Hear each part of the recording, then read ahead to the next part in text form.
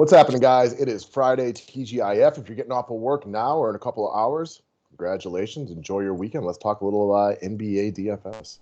Let's get it. News coming in constantly. It's a classic NBA slate. Right, I did the presentation this morning, but it probably would have changed a little bit if I had done it a few minutes ago as opposed to this.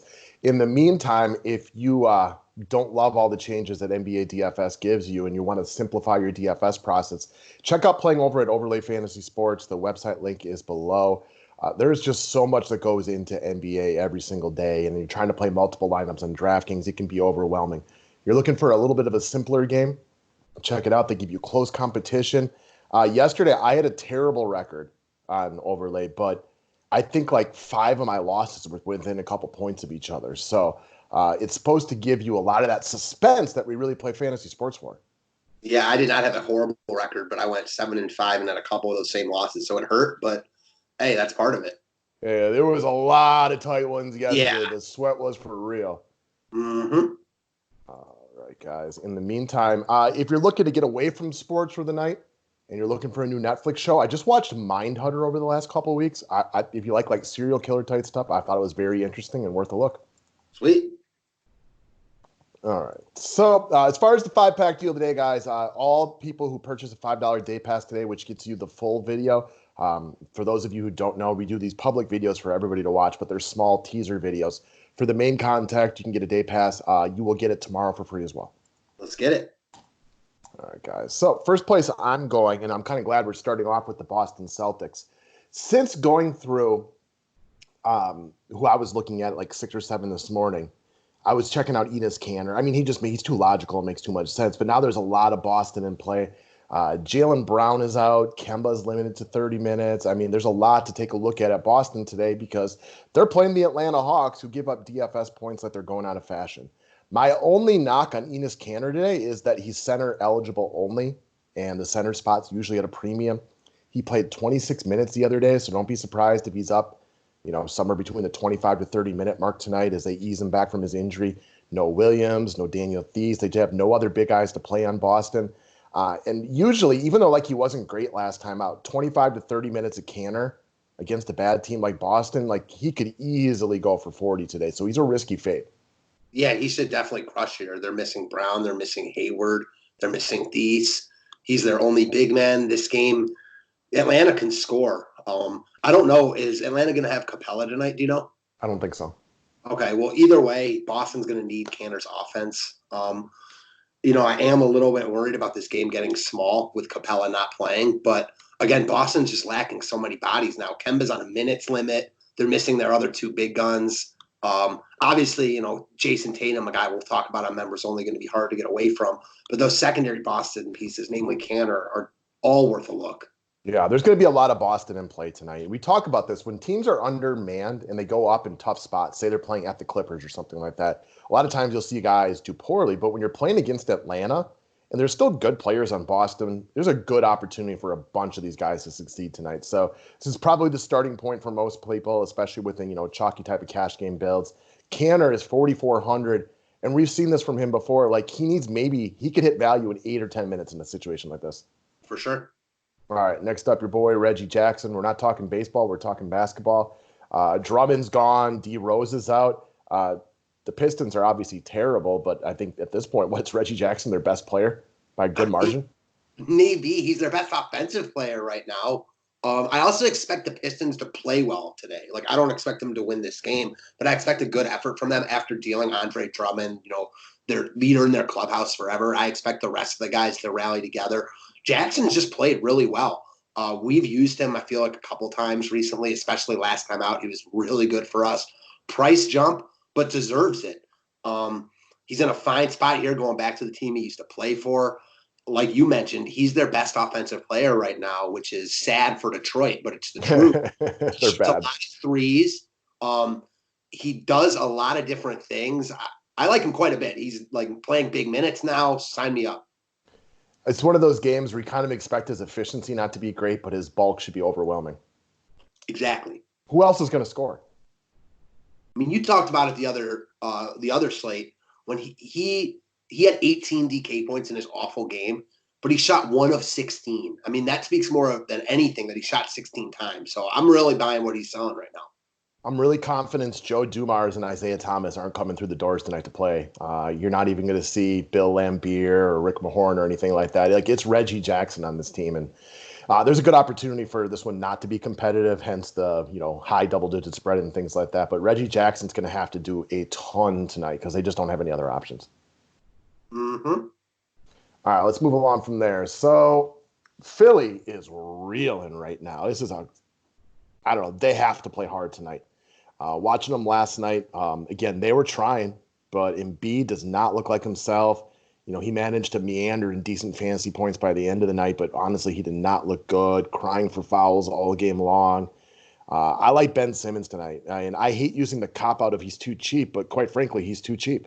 Going up against a Memphis team that we've said before, like, they're not as bad as they were to start the year, but it's not a team you're scared to pick on at all. The one guy that they had that matched up pretty well with Ben Simmons is going to be Jay Crowder. Well, he's not on the team anymore, so even their best defender for a guy like him is gone. There's a lot to like about Ben Simmons tonight in a desperate Philly team, even on a back-to-back. They're back home where they play well. Philly's a bad road team, like under 33% winning percentage now after losing last night. So this is, I wouldn't call it a must-win, but a guy like their coach, like I don't know if he's playing for his job, but like he needs a W badly right here. So expect Simmons to see a monster workload. Simmons is on one of the worst sides I've ever had right now after missing 2 free throws at the end of that game to blow me a cover. But he is just too cheap here. He should easily be like 9K in this spot. Again, he's only not a must on this slate because there's a lot of good plays on this slate. That's the only reason. He's in a really good spot. Philly sucks right now, but I expect them to, they got to win this game. Like, they can't lose this game. If they lose this game, I think like heads will roll. Don't you? Yeah, I don't know how much of the Bucks Philly game that you watched last night.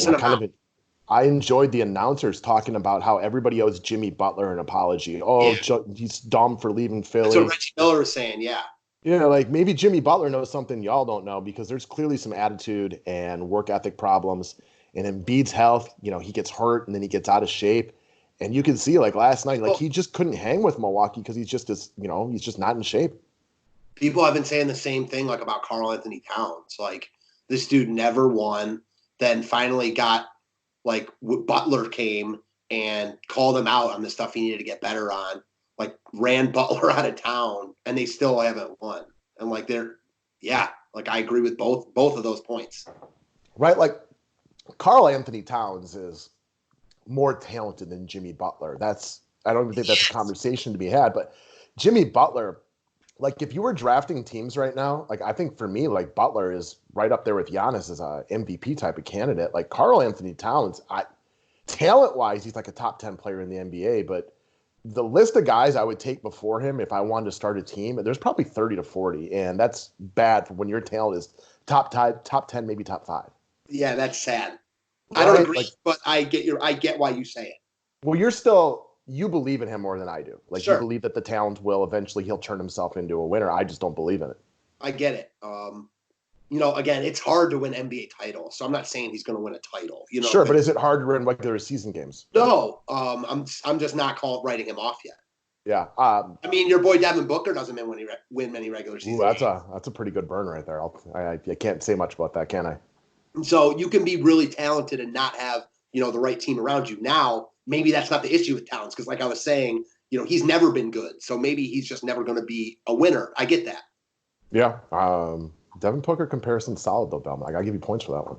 All right, your boy Dennis the Menace. I don't roster him as often as you. Is he under-owned every single night?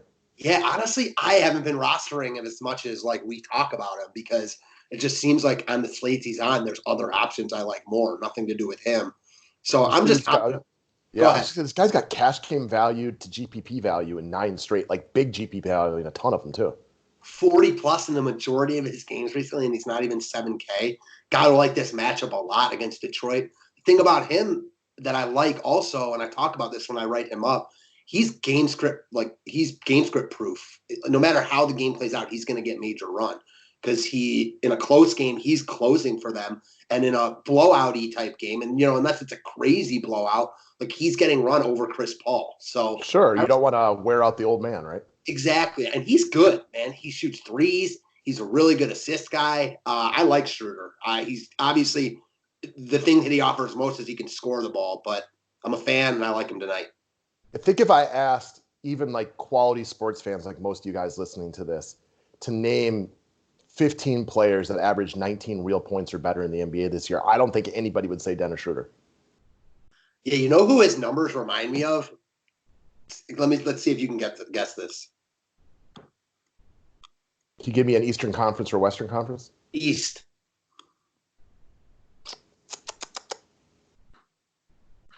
I don't know. I don't got it. Sexton. Oh, yeah, I wasn't going to get there. But I get your point now, but yeah, I definitely wasn't going to end up there. I think he's better than Sexton right now, but their numbers look a lot alike. Sure. Yeah, they do. You're right. That's a good comparison. Their prices are similar. How they get DFS points are similar. Yeah. Schroeder's a little bit more of a wily veteran, having been around longer.